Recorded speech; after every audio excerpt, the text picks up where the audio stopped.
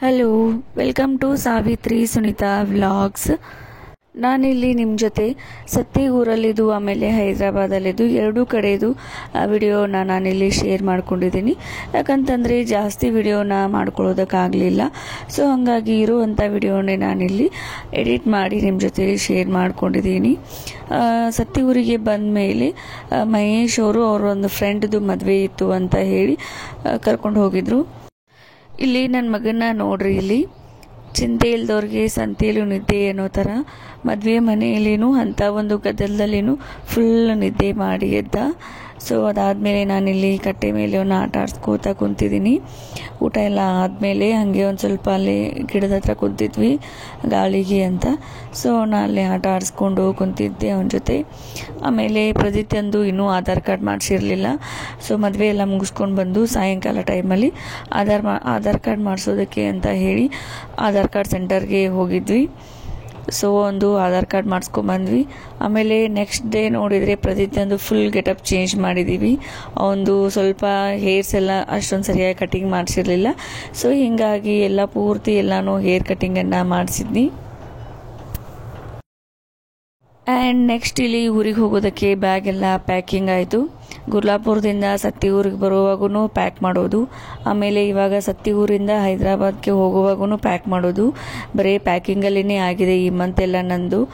So packing ಎಲ್ಲ ಮುಗಿಸ್ಕೊಂಡು ಸಾಯಂಕಾಲ ಟೈಮಲ್ಲಿ ಅದನ್ನೇಗೆ ಹೋಗ್ತಾ ಇದ್ವಿ. ಆ್ಯಂಡ್ ಪ್ರದಿತ್ಯನ ಅತ್ತೆಯಂದಿರೂ ಬಂದಿದ್ದರು ಪ್ರದಿತ್ಯನ ಹೈದರಾಬಾದ್ಗೆ ಕಳಿಸೋದಕ್ಕೆ ಅಂತ ಹೇಳಿ. ಸೊ ಇವಾಗ ಕಾರ್ ತಗೊಂಡು ಅತ್ನಿಗೆ ಹೋಗ್ತಾ ಇದ್ದೀವಿ. ಅತ್ನಿಲಿನೇ ಡೈರೆಕ್ಟ್ ಹೈದರಾಬಾದ್ ಬಸ್ ಇರುತ್ತೆ. ಸೊ ಹೀಗಾಗಿ ಅತ್ನಿಗೆ ಹೋಗಿ ಆ ಕಡೆಯಿಂದ ಬಸ್ಸಿಗೆ ನಾವು ಹೈದರಾಬಾದ್ಗೆ ಹೋಗ್ತೀವಿ. ಸೊ ಇಲ್ಲಿ ಅವನನ್ನು ಕಳಿಸೋದಕ್ಕೆ ಸೆಂಡ್ ಆಫ್ ಮಾಡೋದಕ್ಕೆ ಅಂತ ಹೇಳಿ ಅವ್ರ ದೊಡ್ಡಪ್ಪ ಆಮೇಲೆ ದೊಡ್ಡಮ್ಮ ಆಮೇಲೆ ಅವ್ರ ಇಬ್ಬರು ಅಕ್ಕಂದಿರು ಅಣ್ಣಂದಿರು ಎಲ್ಲರೂ ಬಂದಿದ್ರು ಅವನು ಕಳಿಸೋದಕ್ಕೆ ಅಂತ ಹೇಳಿ. ನೋಡಿ ಅವನಿಗಿಲ್ಲಿ ಅವ್ರ ದೊಡ್ಡಪ್ಪಾಜಿ ಕಡೆ ಮುಂದೆನೇ ಬೇಕಾಗಿದೆ, ಮುಂದೆ ಡ್ರೈವರ್ ಸೀಟಲ್ಲೇ ಕೂತ್ಕೋತಾನಂತೆ. ಸೊ ಅವ್ರ ದೊಡ್ಡಪ್ಪಾಜಿ ಅವನ ಮುಂದೆ ಕರ್ಕೊಂಡೇ ಕೂತ್ಕೊಂಡ್ರು. ಆ್ಯಂಡ್ ಇದು ಬಸ್ಸಲ್ಲಿದ್ದು ವಿಡಿಯೋ. ಅಪ್ಪ ಮಗ ಯಾವ ಥರ ಆಟ ಆಡ್ತಾ ಇದ್ದಾರೆ ನೋಡಿ ಬಸ್ಸಲ್ಲಿ. VRL ಬಸ್ಸಲ್ಲಿ ಮಲ್ಕೊಳ್ಳೋದು ಬಿಟ್ಟು, ಆರಾಮಾಗಿ ಮಲ್ಕೊಳ್ಳೋದು ಬಿಟ್ಟು ಇಬ್ಬರು ಆಟ ಆಡ್ತಾ ಕುಂತಿದ್ದಾರೆ. ಅವರು ಆಟ ಆಡೋದು ವಿಡಿಯೋ ಮಾಡಿಕೊಂಡೆ ಹಾಗೆ ಸುಮ್ಮನೆ. ಸೊ ಫೈನಲಿ ಹೈದರಾಬಾದ್ ಮನೆಗೆ ಬಂದ್ವಿ. ಬ್ಯಾಗ್ ಎಲ್ಲನೂ ಹಾಗೆ ಹೆಂಗೆ ತೊಗೊಂಡು ಬಂದಿದ್ದೀನಿ ಹಾಗೆ ಇಟ್ಟಿದ್ದೀನಿ. ಇನ್ನೂ ಏನೂ ತೆಗೆದಿಟ್ಟಿಲ್ಲ, ಜೋಡಿಸ್ಕೊಂಡಿಲ್ಲ. ಆ್ಯಂಡ್ ಅದ್ರ ಜೊತೆಗೆ ಅಡುಗೆ ಮನೆಯಲ್ಲಂತೂ ಕೇಳಲೇಬಾರ್ದು. ಆಮೇಲೆ ನಮ್ಮಮ್ಮ ಊರಿಂದ ಏನೇನೆಲ್ಲ ಕೊಟ್ಟು ಕಳಿಸಿದ್ರು ಅದನ್ನೆಲ್ಲನೂ ಟೇಬಲ್ ಮೇಲೆ ಹಾಗೆ ಇಟ್ಟಿದ್ದೀನಿ. ಅದನ್ನೆಲ್ಲ ನೋಡಿದರೆ ನಮ್ಮ ಮಮ್ಮಿ ನೆನಪಾಗ್ತಾಳೆ. ಆ್ಯಂಡ್ ಅದ್ರ ಜೊತೆಗೆ ಬೇಜಾರೂ ಆಗುತ್ತೆ. ಮಮ್ಮಿನ ಬಿಟ್ಟು ಬಂದ್ರೂ ಅವರು ಒಂದು ಕೊಟ್ಟಿರುವಂತಹ ತಿಂಡಿಗಳು ಆಮೇಲೆ ವಸ್ತುಗಳನ್ನು ನೋಡಿ ಆದ್ರೂ ಅವರು ನೆನಪಾಗ್ತಾರೆ. ಅದರಿಂದಾನೇ ನಾವು ಅವರನ್ನು ನೆನಪು ಮಾಡ್ಕೋತೀವಿ ಆ್ಯಂಡ್ ಬೇಜಾರು ಮಾಡ್ಕೋತೀವಿ.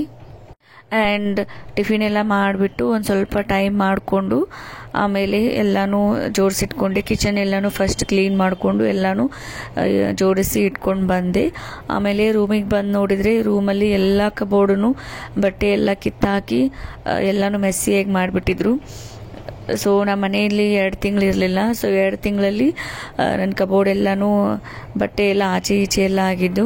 ಸೊ ಅದನ್ನ ನೋಡೋದಕ್ಕೆ ಆಗ್ತಾ ಇರಲಿಲ್ಲ. ಸೊ ಹೀಗಾಗಿ ಎಲ್ಲನೂ ಇವತ್ತು ಮಡಿಚಿಡಬೇಕು ಅಂತ ಹೇಳಿ ಎಲ್ಲನೂ ತೆಗೆದು ಹೊರಗಡೆ ಇಟ್ಕೊಳ್ತಾ ಇದ್ದೀನಿ. ಆ್ಯಂಡ್ ಈ ಗ್ಯಾಪಲ್ಲಿ ನನ್ನ ಮಗನ ಮಲಗಿಸಿದ್ದೆ. ಅವನು ಮಲ್ಕೊಂಡ ಮೇಲೆ ನಾನು ಒಂದು ಕೆಲಸನ ಸ್ಟಾರ್ಟ್ ಮಾಡ್ಕೊಂಡಿದ್ದೀನಿ. ಇಲ್ಲ ಅಂದರೆ ಅವನು ಏನೇನೂ ಮಾಡೋದಕ್ಕೆ ಬಿಡಲ್ಲ, ಕೆಟ್ಟ ಕಾಡಿಸ್ತಾನೆ. ಸೊ ಹೀಗಾಗಿ ಅವನು ಅಲ್ಲೇ ಬೆಡ್ ಮೇಲೇ ಮಲಗಿಸಿ ಅವನ ಮುಂದೆನೇ ಎಲ್ಲ ಬಟ್ಟೆನ ಮಡಚಿ ತೆಗೆದಿಟ್ಕೊಳ್ತಾ ಇದ್ದೀನಿ. ಆ್ಯಂಡ್ ಮೇಲಿನ ಕಬೋರ್ಡ್ ಅಂತೂ ಪ್ರದಿತ್ಯಗೆ ಬಿಟ್ಟಿರ್ತೀನಿ. ಅದು ಪೂರ್ತಿ ಕಬೋರ್ಡ್ ಎಲ್ಲ ಪ್ರದಿತ್ಯನ ಬಟ್ಟೆನೇ ಇಟ್ಟಿರ್ತೀನಿ. ಹೊಸ ಬಟ್ಟೆ ಆಯಿತು, ಹಳೆ ಬಟ್ಟೆ ಆಯಿತು, ಆಮೇಲೆ ಅವ್ನಿಗೆ ಬೇಕಾಗಿರುವಂತಹ ಎಲ್ಲ ಬಟ್ಟೆಗಳನ್ನು ಅದು ಮೇಲಿನ ಕಬೋರ್ಡ್ ಅವಂಗೆ ಫಿಕ್ಸ್ ಆಗಿರುತ್ತದು. ಆಮೇಲೆ ಬ್ಯಾಗಲ್ಲೆಲ್ಲನೂ ಅನ್ಪ್ಯಾಕ್ ಮಾಡಿಕೊಂಡು ಬ್ಯಾಗಲ್ಲಿರುವಂಥ ಎಲ್ಲ ಬಟ್ಟೆನ ತೆಗೆದು ಅದಾದಮೇಲೆ ಬ್ಯಾಗನ್ನು ಒಂದು ಕಡೆ ಶಿಫ್ಟ್ ಮಾಡಬೇಕು. ಆ ಕಡೆ ಈ ಕಡೆ ಕಾಲಲ್ಲೆಲ್ಲ ಇಡೋದಕ್ಕಾಗಲ್ಲ ಮನೆಯಲ್ಲಿ, ಯಾಕಂದರೆ ಪ್ರದಿತ್ಯ ಎಲ್ಲ ಕಡೆ ಅಡ್ಡಾಡ್ತಿರ್ತಾನಲ್ಲ. ಸೊ ಹೀಗಾಗಿ ಬ್ಯಾಗಲ್ಲಿರುವಂಥ ಎಲ್ಲ ಬಟ್ಟೆನೂ ಆಚೆ ತೆಗೆದು ಬ್ಯಾಗನ್ನು ತೆಗೆದು ಒಂದು ಕಬೋರ್ಡಲ್ಲಿ ತೆಗೆದಿಟ್ಟೆ.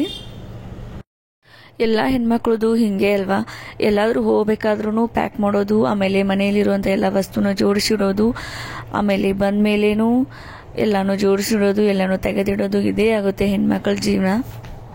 ಅದರಲ್ಲೂ ನನಗಂತೂ ಮನೆ ಮೆಸ್ಸಿಯಾಗಿದ್ದರೆ ಒಂದು ಸ್ವಲ್ಪನೂ ಇಷ್ಟ ಆಗಲ್ಲ. ಸೊ ಬಂದ ತಕ್ಷಣ ಟಿಫಿನ್ ಮಾಡಿ ರೆಸ್ಟ್ ಮಾಡಿದ್ದೀನಿ ಅಷ್ಟೇ. ಅದಾದಮೇಲೆ ಫಸ್ಟ್ ಕಿಚನನ್ನು ಕ್ಲೀನ್ ಮಾಡಿಕೊಂಡು ನೆಕ್ಸ್ಟ್ ನಾನು ಬಂದಿದ್ದು ಒಂದು ಬೆಡ್ರೂಮಿಗೆ. ಸೊ ಎಲ್ಲನೂ ಡ್ರೆಸ್ಸನ್ನು ತೆಗೆದಿಟ್ಟರೆ ನನಗೆ ಸಮಾಧಾನ. ಸೊ ಹೀಗಾಗಿ ಎಲ್ಲನೂ ಮೊದಲಿಗೆ ತೆಗೆದಿಟ್ಕೊಳ್ತಾ ಇದ್ದೀನಿ. ಇದೆಲ್ಲ ಆದಮೇಲೆ ಇನ್ನೂ ಅಡುಗೆ ಮಾಡಬೇಕು. ಅಡುಗೆ ಕೆಲಸ ಒಂದು ಬಾಕಿ ಇದೆ. ಸೊ ಹೀಗಾಗಿ ಎಲ್ಲನೂ ಎಷ್ಟಾಗುತ್ತೆ ಅಷ್ಟು ಬೇಗನೆ ಮಡಿಚಿಟ್ಕೊಳ್ತಾ ಇದ್ದೀನಿ.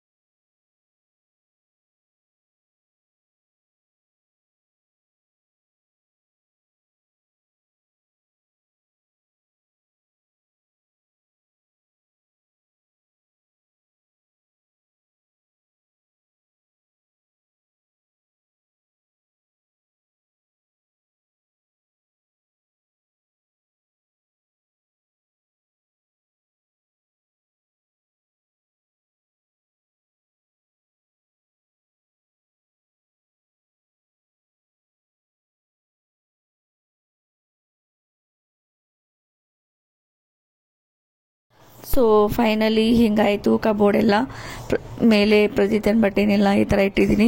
ಆ್ಯಂಡ್ ನೆಕ್ಸ್ಟ್ ಅಂತೂ ನನ್ನ ಬಟ್ಟೆನ ಇಟ್ಟಿದ್ದೀನಿ. ಆಮೇಲೆ ಇದು ಕೆಳಗಿನ ಕಬೋರ್ಡ್ ಅಂತೂ ಅದು ಪ್ರದೀತನ್ಗೇನೆ. ಸೊ ಮಕ್ಕಳು ಹುಟ್ಟಿದ ಮೇಲೆ ನಮ್ಮ ಪ್ರಯಾರಿಟೀಸ್ ಎಲ್ಲ ಪ್ರದೀತಂಗೆ. ಆ್ಯಂಡ್ ಇದೇ ಒಂದು ಗ್ಯಾಪಲ್ಲಿ ಕಬೋರ್ಡಲ್ಲಿದು ಡ್ರಾನು ಅದನ್ನು ಕ್ಲೀನ್ ಮಾಡೋದಕ್ಕಾಗಲಿಲ್ಲ. ಸೊ ಅದಕ್ಕೊಂದು ದಿನ ಟೈಮ್ ತೊಗೊಳ್ತೀನಿ ಡ್ರಾ ಕ್ಲೀನ್ ಮಾಡೋದಕ್ಕೆ.